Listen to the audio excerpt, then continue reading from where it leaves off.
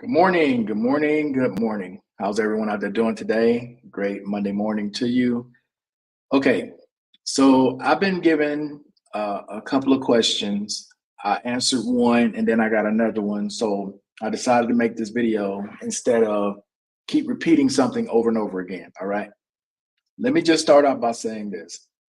Thank you to everyone who subscribed to the channel. And if you haven't subscribed, which there's about 85% of you guys who've not subscribed, please hit that subscribe button and the like button. Thank you. Okay. Let me start out by saying this, guys, because the Department of Veterans Affairs helps basically people who have left the military.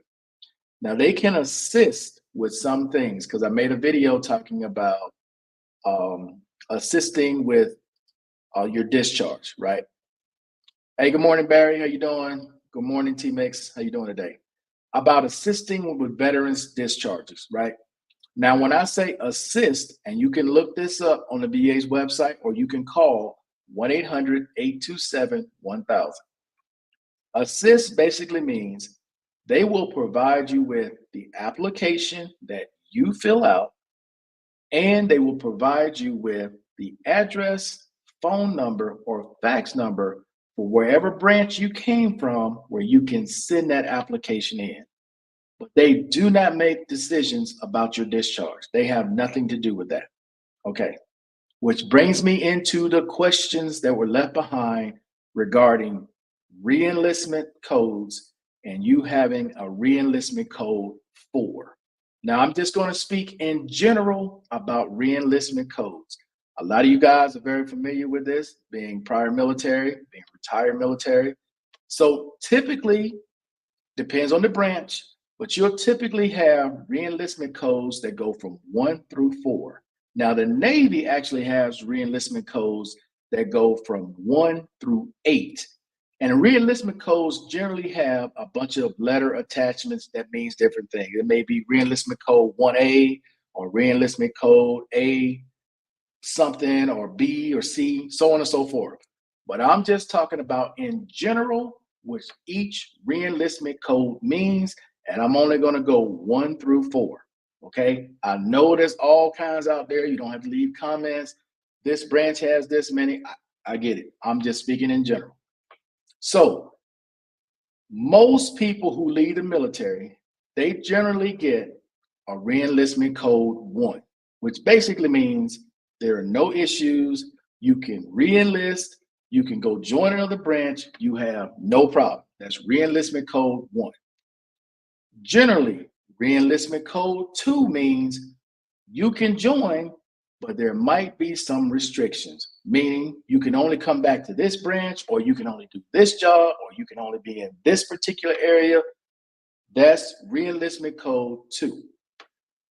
Reenlistment code 3 generally means you can get back in, but you need a waiver in order to get back in. That's reenlistment code 3. Reenlistment code 4 basically is the kiss of death.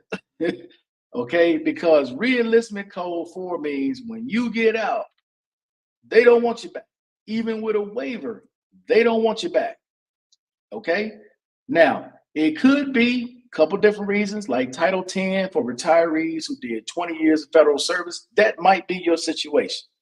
And just because you get in a reenlistment code 4, that does not mean you're automatically going to get a dishonorable discharge.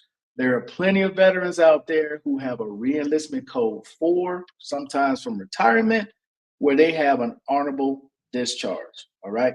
I want to get that out of the way. So for the gentleman who keeps asking about the reenlistment and what can they do, I actually have a cousin who retired from the military being an Army recruiter. I think he did 10 or 12 years, his last 10 or 12 years, he was an Army recruiter, okay? He's ran into this situation before, and I'm basically going to repeat to you what he said to me, which is this. When you get an RE4, reenlistment code 4, basically meaning they can't get a waiver for you, the only way he knows 2 ways to get it lifted. 1, you have to go before the secretary of whatever branch you came from, Secretary of the Army, Secretary of the Navy, wherever you came from. You need to go before that secretary and see if you can get that secretary to lift your reenlistment code. That's one. The other way he's aware of, you're going to have to find a military lawyer, or if you can find a JAG who's doing volunteer work, pro bono, or whatever, because it's going to get expensive hiring a military lawyer to try to get your reenlistment code changed. All right, that's where we are with this. So the Department of Veterans Affairs has nothing to do with changing your reenlistment code.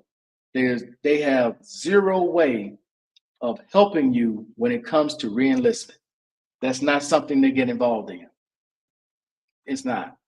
The Department of Veterans Affairs gets involved with veterans once they've left military service.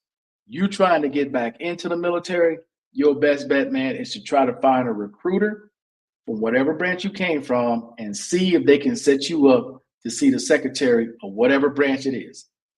That's basically it. That's it in a nutshell.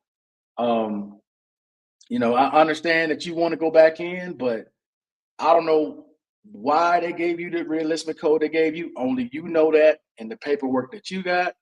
But as far as the VA is concerned, yeah, that's not something they're going to be able to do for you. Good morning, OT. How you doing? You're talking to Barry, talking to T-Mix. Mr. B, what's going on? How you doing today? Love and Freedom. What's going on, man? How you doing? Okay. Hopefully, bro, that helps you out. Hopefully that helps you out when it comes to reenlistment. VA is not going to be helpful for you. Okay. Let's talk real briefly. And I kind of went over this a couple weeks ago about federal employees. Okay. Veterans and federal employees. Let's talk about this real briefly. All right. Now, I was aware of a situation that happened where a veteran got into a situation with a federal employee or someone who works in an office with federal employees, all right? And there was a misunderstanding, and I don't know if this person got offended by the baritone of someone's voice. But the thing about today's society is people are very sensitive. This is not like most of our eras that we grew up in where people would talk tough, or I shouldn't say talk tough. People would talk aggressive, and it wasn't taken as threatening. It wasn't taken as disrespect, right? Like people used to be able to make jokes, and your drill sergeants used to be able to say things to you that were very harsh. That in today's society, hell no, they get your ass kicked out the military. You can't. There are certain things now that are not accepted that were accepted before. Okay, and I'm saying all that to say this. As a veteran, when you're talking to employees at the VA, or you're talking to service organizations, or you're talking to pretty much anyone now in this society, you want to keep your voice as even tone as possible, right? Especially when you're over the phone. Because for those of you who call the VA and you're trying to get help, if you express any anger at all, or you raise your voice at all, they're going to say you're being belligerent. They're not going to take the call, and they're going to hang up. You may have been on hold 20 minutes, 30 minutes.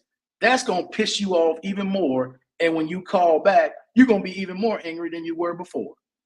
So I'm saying all this, man, to say with the people who are in positions of power, and all federal employees, as far as veterans concerned, are in positions of power. You're calling them because you need some type of help. It is in the veteran's best interest to be more calm as you can be when talking to these people. Because what was accepted and you just expressing yourself could be taken as a threat, could be taken as disrespect, could be taken as you're being belligerent. Okay? I'm just being honest with you. This is where we are in today's society. In the United States, you want to try to be the same way from hello, how you doing to okay, thank you very much, have a great day.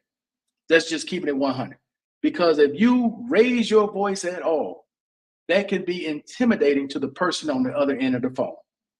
You don't intend it that way because as African Americans, you guys know this, sometimes when we talk, we get loud, we can sound aggressive to some people, but to other people who are around it every day, this is normal conversation. Hell, the way they speak to each other in Spanish here, dude, it sounds like half the time they get ready to fight. They just expressing themselves. That's just the conversation. It's the way it goes. But for some people of different backgrounds and the way they grew up in this society, you cannot do that. You cannot do that. You just can't. All right. Because they have the power. And it can get to a point where they feel threatened or they feel you're so belligerent that they may actually put a report in and have someone come visit you. Or there have been situations at a hospital where a veteran may get out of control over medication or appointment times or whatever. They have kicked the veteran out of the clinic, out of the hospital. They can't even return. They got to drive 50 miles, 100 miles to the next clinic or the next hospital. So I'm saying all that, man, because a lot of the older heads, us older heads, we got to understand the times that we in. We got to understand the times that we in, and we're never going to win. As a disabled veteran, especially if you have a high mental health rating, it doesn't matter what you say, how you say it.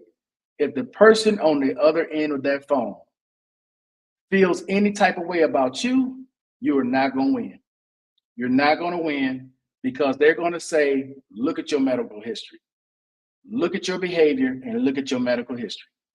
You're never going to win. It's always going to be the veteran's fault.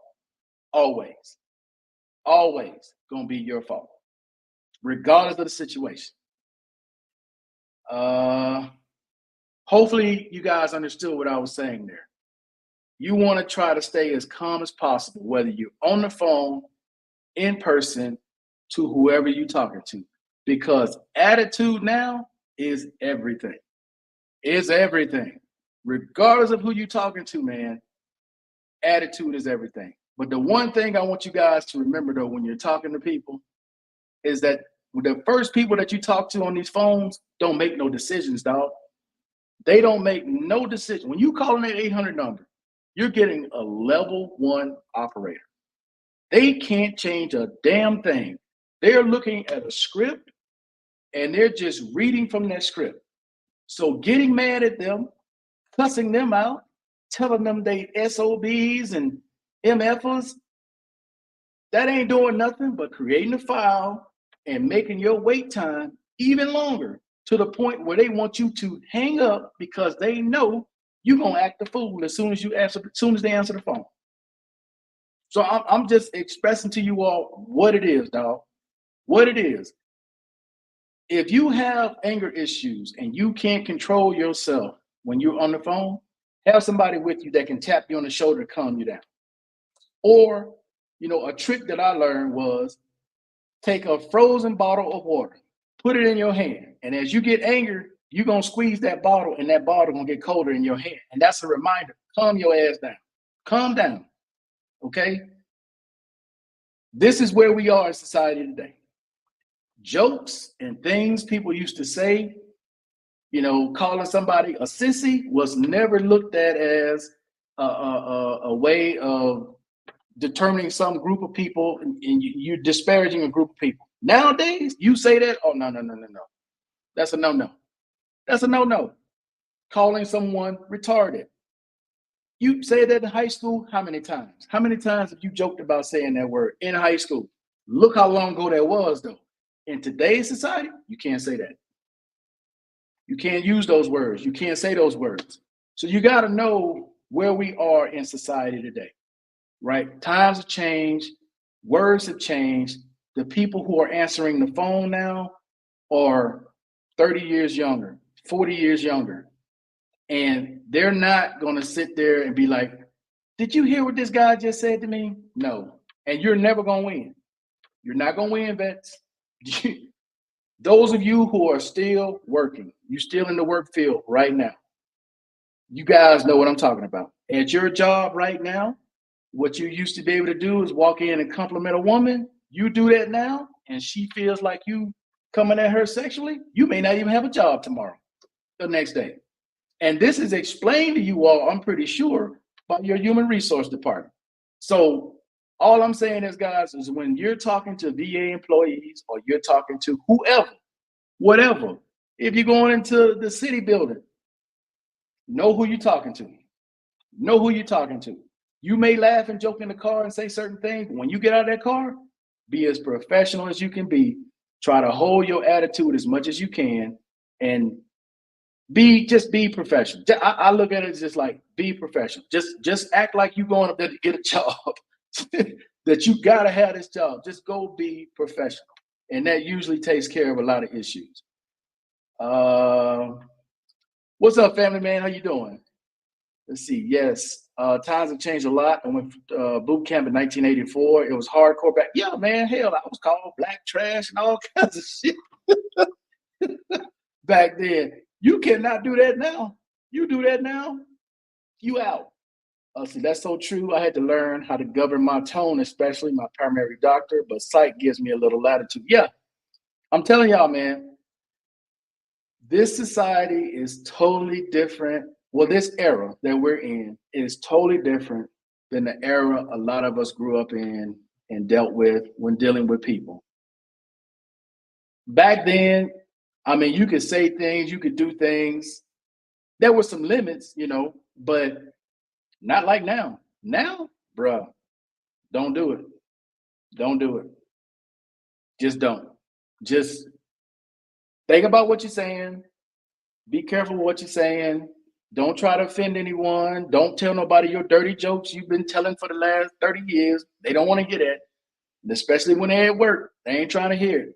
Even if you joking around with people, be careful what you're saying, because they could always turn around later and say, yeah, he used to tell me this, and I was always offended by it, but I just, he was an older guy, and I just let him do it. No, let all that go. Just go in, treat it like a job, right? Because basically that's what it is. That's some of you guys going every damn week. It's like a job. Just go in like a job and be like, okay, let me just get through this. It's not like, some of you go once a week, twice a week. Just go do your thing and go home. Have no issue. Just go home. But attitude determines a lot today. The better your attitude, the more you'll get done. The worse your attitude, the more hell you're going to catch getting anything done with the Department of Veterans Affairs or any branch dealing with anybody. You call your cable company and it ain't right. The thing I always try to remember, and hopefully this reaches somebody today, the person who answers the phone makes no decisions. You're cussing out the wrong people. When you're calling the VA, you're calling the 800 number, you're cussing out the wrong person. Now, what that person can do, and I mentioned this before, what that person that you just cussed out can do is the information you just sent, they can put it in another folder and wait till you call the next 2 or 3 months to ask what is going on with your claim. Then they can take it from that folder and put it back where it's supposed to be. There are ways they can get to you without you having a clue based upon your attitude. They can send that file direct when you have a question and you talk to them civilly. They can send that file right on like they're supposed to. Or when you're an asshole, they can take whatever information you just got and set it over here to the side and make your ass wait even longer. You want to go into the company pen office and act a fool? Okay, cool. You got to know who y'all dealing with, man. And somebody who's been in that, you got to know who you all are dealing with and who you all are talking to. They can make it a smooth transition or they can make it hell. That's strictly up to the veteran. So attitude is a lot. If you know you got anger issues, dude, get your glass of water, take your medication, go for a ride, go for a walk, do something to take your mind off being mad when you walk into that VA or when you call them on that phone. That's the best advice I can give any veteran. If you're trying to get your claims done, if you're trying to get help, I'm gonna just tell you straight up. If you an asshole, they're not trying to do a damn thing for you. Nothing. Nothing. All right. Last one. We talked about the watch. We talked about the iPad. I think I mentioned this before, but I'm gonna go through it again because I got this question again, not just from OT, but somebody watched that video and asked again. Every VA is different when it comes to the hospitals, when it comes to the clinic. They have different directors, they run it their own way. Just because a VA in Florida does something, that doesn't mean that the VA in South Carolina gonna do the same thing, or the VA in California is gonna do the same thing that the VA does in New York. Every VA is different, okay? From my understanding, all right, because when I got my stuff, this was 2019, okay? I went to a psych appointment. I didn't even ask for it. When I got done with the psych appointment, well, I mentioned to my psychiatrist at the time that I would rather do telehealth than drive, get up early, or come in late and deal with this. I'd rather do telehealth. The psychiatrist said, okay, go out like you normally do and wait to get your appointment for your next appointment to do whatever. When I went up to the window to check out to get my next appointment, the lady at the window said, okay, we're going to send you an iPad. I never asked for it. She said, we're going to send you an iPad. I said, you're going to send me an iPad? What you going to send me an iPad for? So you can do your telehealth. They didn't ask if I had any other computers or anything else I can do it on. They just told me, we're going to send you an iPad. I said, okay, cool. And about a week, maybe a week and a half after that appointment, I had a basic iPad delivered to my house. Now, at the time, I didn't know it had its own service. I didn't know that at the time, I was just using Wi-Fi in my house. Okay. While doing that session one day, and you guys know this who take different medications, you can't remember every goddamn thing. If you don't write it down or you don't put a reminder in your phone, I may have, because the VA will send reminders in the mail, right? They'll send you these little letters.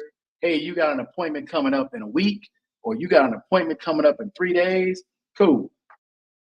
But sometimes, your mind is somewhere else. You're on medication. Half the time you're in a fog. You don't know what the hell going on around you. I'm just being honest. Sometimes you don't know what the hell going on. The day of the appointment, you don't even remember. I get a phone call. Hey, you got an appointment today. I do? With telehealth. Oh, okay. And then I log on. We had the appointment. And then the psychiatrist would normally ask, are you having difficulty remembering your appointments? Do you write them down? Do you do this? You do that? I go, yeah, but my mind is somewhere else, or the medication has me loopy. So then she goes, okay, we're going to send you a watch. Again, I never asked for it. I go, okay. So they sent me a watch similar to this, the Apple Watch. Which one did they send me? The Apple Watch 4. Okay. Again, I didn't even know I had the cellular version. It had its own number, everything. I didn't even know it. All I did was hook it up to the Bluetooth on my iPhone. Cool. So that's how I ended up with those two things. But I never asked for any of it. I didn't even know they had it. They basically just gave it to me because of the situation at the time that I was going through and telling my psychiatrist all the things that I was trying to get accomplished. That's when they gave me the watch. That's when they gave me the iPad. They wanted to give me a phone similar to this, which is the iPhone SE. I said, no, I got enough phone. I think I had 4 or 5 phones. I said, no, I don't need no phone. I got the watch attached to my iPhone. I'm good. I don't need a phone. Because it was going to be this little phone right here. So they didn't send me a phone, but they were going to send me a phone as well. So for you guys who are in different areas, I don't know where you are in the world or where you are in the States, every clinic is not going to have it. Like at some clinics, they have experimental tests. Like in California, I forgot which clinic it is, but they're doing the test for marijuana, right? They're doing the experiment with CBD. I shouldn't say marijuana, with CBD, with some veterans, or are they experimenting with marijuana? I can't remember which one it is. Either they are doing it with marijuana or they're not, but it's one of them. They use CBD or marijuana. They're doing a test. They're not doing the test everywhere. They're only doing it in specific areas. And that's how it goes. In Florida, it's actually where, when I found out, did some research, in Florida is where they actually started doing the iPad, the watch, and whatnot. It was an experiment. So as far as where you guys are in getting that, I have no idea, bro. I have no idea. But it was given to me. I know I didn't pay for it. Let's see.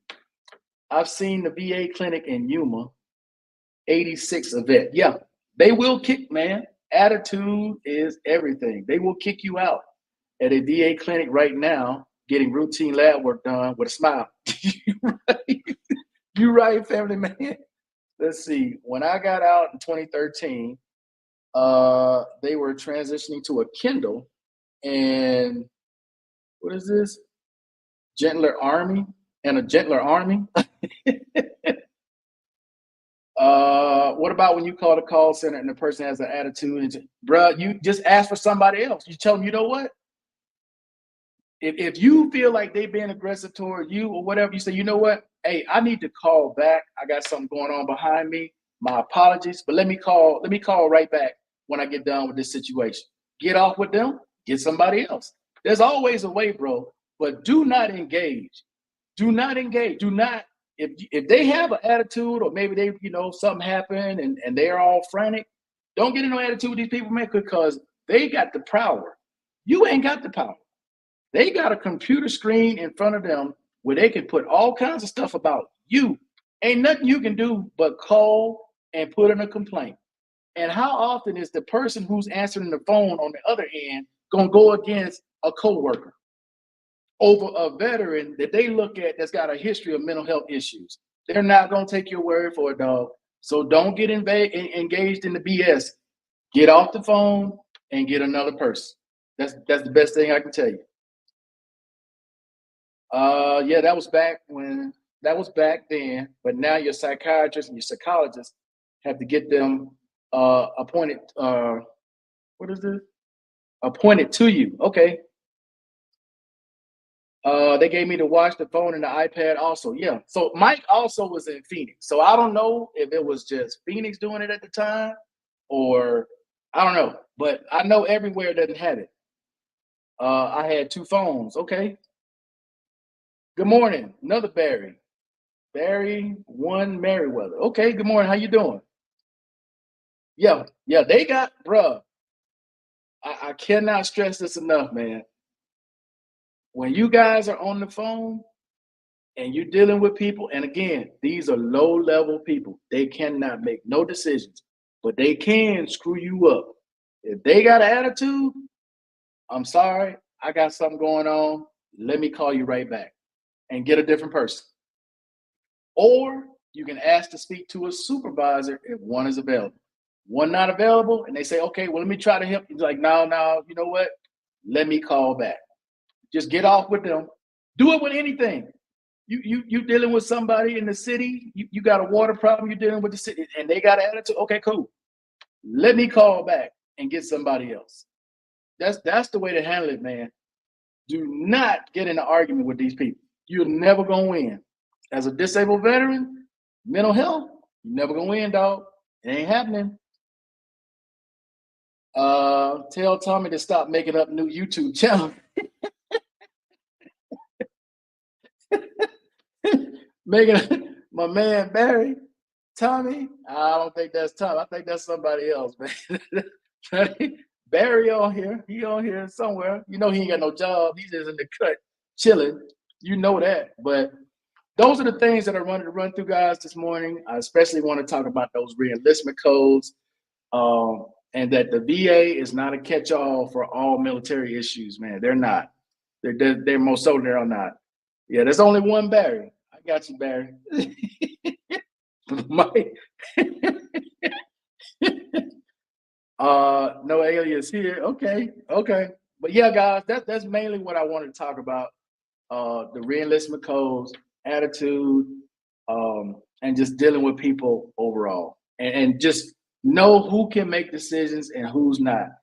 Every now and again, and a lot of you guys have been through this, you'll get a rater actually call you on the phone, right? They'll verify your information and they'll have a question for you. That's the person actually making the decision, is that rater. Now, Social Security is totally different. With Social Security, you actually get to talk to the person making the decision. They totally different. But with the VA, they know. Man, some of y'all see them people in public probably knock the hell out of them. You know what I'm saying? So they try to keep Raiders separate from the general public. Real talk. But all right, guys, that's it for now. Hey, I appreciate everybody watching as always. Until the next time, guys, I'm out of here. Peace. Enjoy the rest of your day.